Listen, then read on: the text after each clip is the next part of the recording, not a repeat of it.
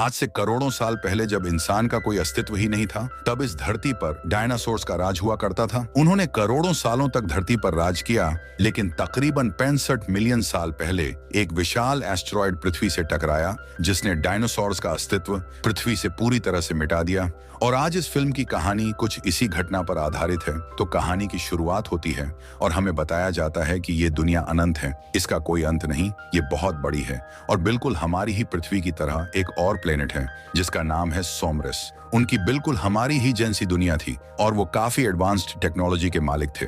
वो वहां पर आराम से रह रहे थे। हालांकि ये वक्त 65 मिलियन साल पहले का था, लेकिन सोमरस के लोग इतने एडवांस्ड थे कि वो तब भी किसी दूसरे प्लेनेट पे जा सकते थे। इसके बाद हम इस मूवी के मेन कैरेक्टर माइल्स को देखते हैं, जो कि यहाँ पर अपनी बेटी और अपनी वाइफ के साथ रहा करता था। माइल्स अपनी बेटी और अपनी वाइफ के साथ समुद्र के किनारे बीच पर आया हुआ था और उसकी बेटी को एक जानलेवा बीमारी थी और उसका इलाज कराने के लिए माइल्स के पास उतने पैसे नहीं थे। इसीलिए वो एक स्पेस मिशन पर जाने का फैसला करता है। क्योंकि वो एक पायलट था, वो अपने साथ अपने कुछ साइंटिस्ट साथियों को लेकर एक दूसरे प्लेनेट की खोज में जाने वाला था। उसका ये मिशन 2 साल का था और इस मिशन से उसे जो पैसे मिलेंगे उससे वो अपनी बेटी का इलाज कराएगा। उसे अपनी बेटी के लिए ऐसा करना ही था, क्योंकि उसके पास दूसरा और कोई रास्ता भी तो नहीं था। उसकी बेटी उसे कहती है कि डैड, मैं आपके वापस आने का इंतजार करूंगी, मुझे पता है आप अपना काम अच्छे से पूरा कर लेंगे। और इसके बाद माइल्स अपने सफर पर निकल जाता है, जिसके बाद हमें 2 साल बाद का समय दिखाया जाता है, जहां पर हमें फिर से माइल्स के उस स्पेस शिप को दिखाया जाता है। ये लोग अपनी मंजिल पर पहुंचने ही वाले होते हैं कि तभी कुछ छोटे छोटे एस्ट्रॉयड के मलबे आकर इनके स्पेस शिप से टकराने लगते हैं। वो टुकड़े स्पेस शिप पर इतनी जोर से लगते हैं कि स्पेस शिप बुरी तरह से कांपने लगता है। इस सारी हलचल में माइल्स की अपने स्लीपिंग चैम्बर में आंख खुल जाती है और अब वो बाहर निकलकर अपने शिप को कंट्रोल करता है, क्योंकि बाकी के सभी लोग अपने स्लीपिंग चेम्बर्स में गहरी नींद में सो रहे थे और ये शिप ऑटो पायलट मोड पर खुद चल रहा था। उन छोटे पत्थर के टुकड़ों की रफ्तार काफी ज्यादा थी, जिस वजह से स्पेस शिप काफी डैमेज हो जाता है। इन सारे हालातों को देखते हुए माइल्स फैसला करता है कि मैं स्पेस शिप को पास के ही किसी प्लेनेट पर लैंड कराऊंगा। लेकिन अब जैसे ही वो उस प्लेनेट की ऑर्बिट में आता है तो तेज रफ्तार की वजह से उसे कुछ भी दिखाई नहीं देता और ये स्पेस शिप एक काफी बड़ी सी चट्टान से जाकर टकरा जाता है। इससे स्पेस शिप को एक बड़ा झटका लगता है, जिससे अंदर के सभी चैम्बर्स तबाह और बर्बाद हो जाते हैं। सब कुछ बर्बाद हो चुका था, यहाँ तक कि माइल्स की हालत भी काफी खराब हो चुकी थी। इसके बाद वो चेक करने के लिए आता है कि क्या कोई जिंदा बचा है, लेकिन जब वो बाहर आकर देखता है तो वो पाता है कि सारे के सारे चैम्बर्स बर्बाद हो चुके हैं, जिसमें मौजूद सभी लोग मर चुके थे। लेकिन तसल्ली की बात यह थी कि यह प्लेनेट इंसानों के रहने के लिए एकदम ठीक था, क्योंकि यहाँ पीने के लिए पानी, खाने के लिए पत्ते और ऑक्सीजन भी है जिसमें सांस लिया जा सकता है। लेकिन उसे ये अंदाजा बिल्कुल नहीं था कि अगर इस प्लेनेट पर जिंदगी है तो यहाँ और भी खतरनाक क्रीचर हो सकते हैं। और जिस प्लेनेट पर माइल्स लैंड हुआ था, ये कोई और प्लेनेट नहीं बल्कि आज से 65 मिलियन साल पहले की हमारी पृथ्वी थी, जब इंसान पृथ्वी पर पैदा भी नहीं हुए थे। यहाँ पर सिर्फ बड़े मॉन्स्टर्स का राज हुआ करता था। इसके बाद माइल्स अपनी जानकारी अपने बेस में देता है और उनके साथ जो हुआ वो भी बताता है। उसे याद आता है कि हमारी इस स्पेसशिप में 2 छोटी स्पेसशिप भी थी जो कि इमरजेंसी में काम आती थी, लेकिन उसे अंदाजा नहीं था कि वो कहाँ गिरी है। और क्योंकि वो शिप काफी मजबूत थी तो माइल्स फैसला करता है कि वो उन्हें ढूंढेगा और कैसे भी करके अपने प्लेनेट पर वापस जाएगा। अब उसे यहाँ पर खाने पीने के लिए कुछ भी नहीं मिल रहा था और हालात काफी मुश्किल थे। एक बार तो माइल्स खुद को मारने का भी डिसाइड करता है, लेकिन जब उसे अपनी बेटी की याद आती है तो वो रुक जाता है। वो उसकी तस्वीरें देखकर उसे याद करने लगता है। इसके बाद उसे सिग्नल मिलता है कि उन सभी चैम्बर्स में से एक चैम्बर में से आवाज आ रही है। जब माइल्स वहां पर चेक करने के लिए जाता है कि क्या सच में अभी भी कोई जिंदा है, तो थोड़ी देर ढूंढने के बाद माइल्स को वो चैम्बर मिल जाता है। उसके अंदर एक छोटी बच्ची थी और वो उसकी बेटी की ही उम्र की थी। वो उसे अपने साथ ले जाता है और जब उसे होश आता है तो वो उससे पूछता है कि तुम कहां से हो और तुम कौन हो, तुम्हारे सारे ग्रुप का क्या प्लान था। वो लड़की बोलती तो है, लेकिन माइल्स को कुछ समझ नहीं आता, क्योंकि उस लड़की की लैंग्वेज अलग थी। इसलिए वो समझ नहीं पाता कि लड़की क्या कह रही है और किस भाषा में बात कर रही है। माइल्स को चैम्बर में इस लड़की की डायरी भी मिली थी, जिसे पढ़ने के बाद उसे समझ आता है कि इस लड़की का नाम कोआ है। अब अगली सुबह माइल्स इस प्लेनेट को बारीकी से जांचने के लिए यहाँ छानबीन करने के लिए घूमने चला जाता है। और साथ ही वो अपने स्पेसशिप को भी ढूंढ रहा था। यहाँ पर उसे काफी सारे वोल्केनो मिलते हैं जो कि बार बार इरप्ट हो रहे थे और यहाँ पर एक डायनासोर का कंकाल भी पड़ा था। इसके बाद माइल्स अपना हाई टेक्नोलॉजी जीपीएस निकालता है जो कि किसी भी चीज को ढूंढने का काम किया करता है, जिससे माइल्स को पता लग जाता है कि उसका छोटा स्पेसशिप यहाँ से 15 किलोमीटर की दूरी पर एक पहाड़ पे क्रैश हुआ था। अब वो आगे देखने के लिए जैसे ही झांकता है तो एक डायनासोर का एक छोटा बच्चा उस पर हमला कर देता है। लेकिन माइल्स की किस्मत अच्छी थी कि उसके पास एक इलेक्ट्रिक गन थी।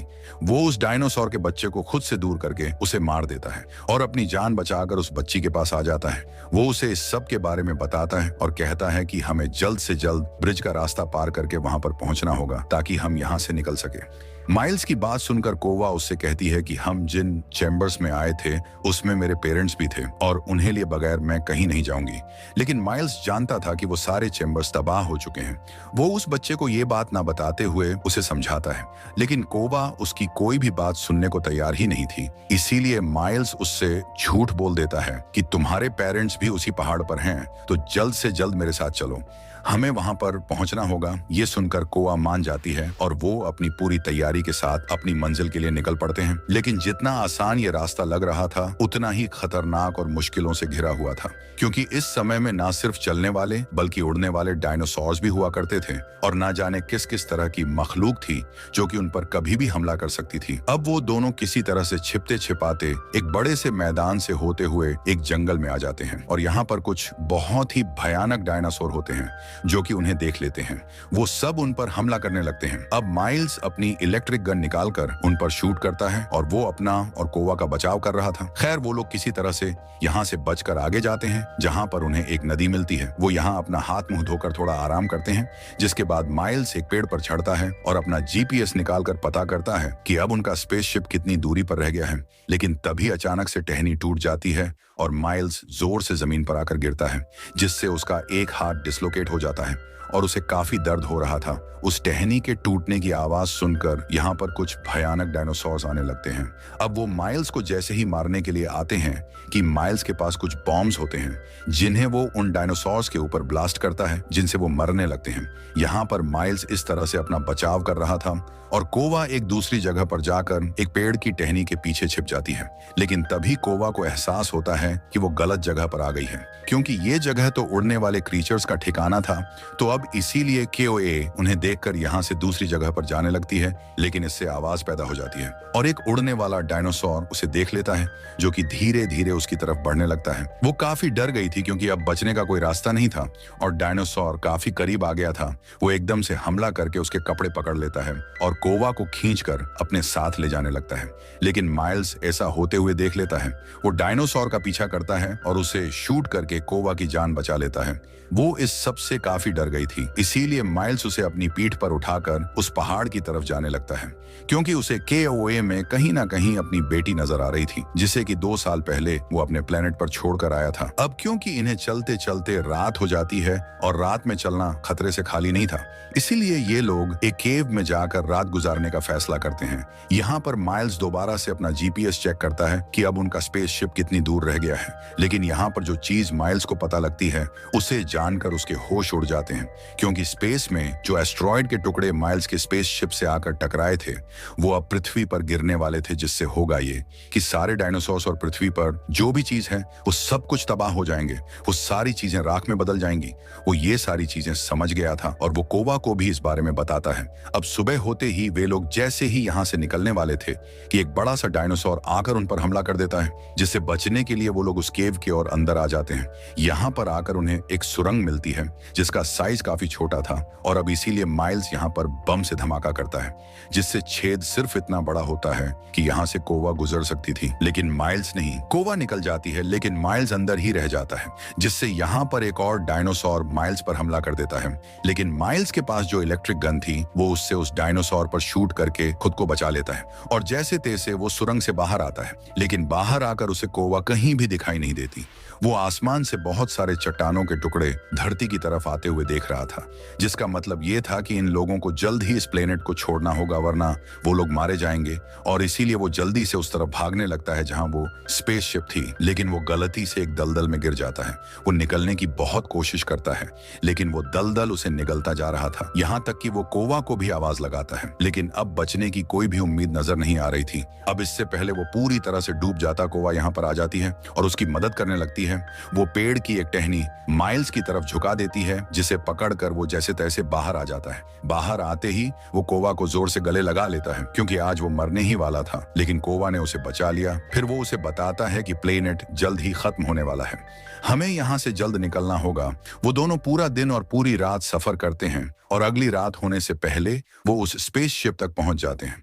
और अच्छी बात यह थी कि इस स्पेसशिप में कोई डैमेज नहीं हुआ था, वो इससे निकल सकते थे। अब वक्त को बर्बाद ना करते हुए माइल्स जैसे ही स्पेसशिप को स्टार्ट करता है कि कोवा बाहर आ जाती है और अपने पेरेंट्स को ढूंढने लगती है, क्योंकि माइल्स ने ही कहा था कि तुम्हारे माँ बाप पहाड़ की चोटी पर मिलेंगे।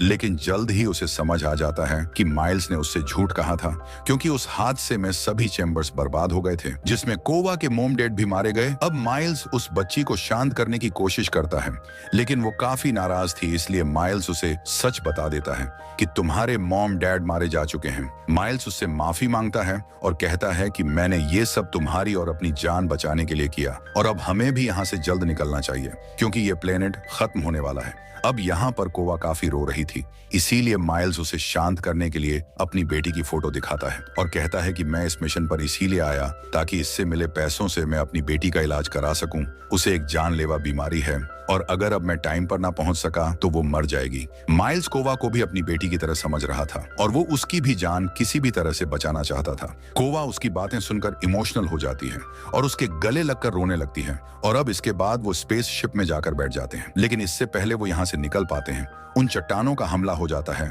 और साथ ही उन्हें दो बड़े बड़े डायनासोर्स ने भी देख लिया था, जो यहाँ आकर उस स्पेसशिप पर हमला करके उन्हें रोकने की कोशिश करते हैं।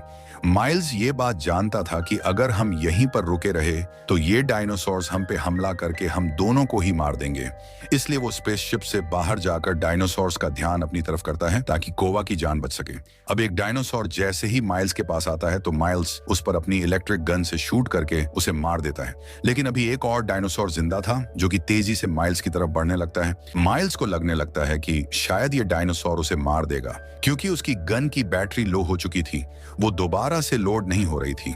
डायनासोर उसके काफी करीब आ गया था, लेकिन इसी बीच स्पेसशिप में बैठी कोवा अपना दिमाग चला देती है और एक वीडियो प्ले कर देती है। जैसे ही डायनासोर का ध्यान भटकता है, माइल्स को वहां से भागने का मौका मिल जाता है, लेकिन जब डायनासोर को उस वीडियो प्रोजेक्टर से कुछ नहीं मिलता तो वो फिर से माइल्स के पीछे पड़ जाता है। और अब ये प्लेनेट भी तबाह होने वाला था, क्योंकि यहाँ की सारी वोल्केनो इरप्ट होने लगी थी और एस्ट्रॉइड के टुकड़े नीचे गिर रहे थे। डायनासोर माइल्स का पीछा कर रहा था और माइल्स को समझ नहीं आ रहा था कि इस डायनासोर से कैसे छुटकारा पाया जाए। तभी उसे एक आइडिया आता है, वो जमीन से निकलने वाले उन वोल्केनो की तरफ भागना शुरू कर देता है, और अब जैसे ही वो वोल्केनो फटता है, डायनासोर उसकी चपेट में आ जाता है। लेकिन उसकी स्किन इतनी मोटी थी कि उस पर कोई ज्यादा फर्क नहीं पड़ता, लेकिन वो इससे थोड़ा जख्मी हो जाता है। अब डायनासोर को और गुस्सा आ गया था और वो माइल्स को मारने के लिए उसकी तरफ बढ़ता है। अब माइल्स भी अपनी मौत को गले लगाने वाला था, क्योंकि उसके पास भी पीछे हटने के लिए कोई जगह नहीं थी।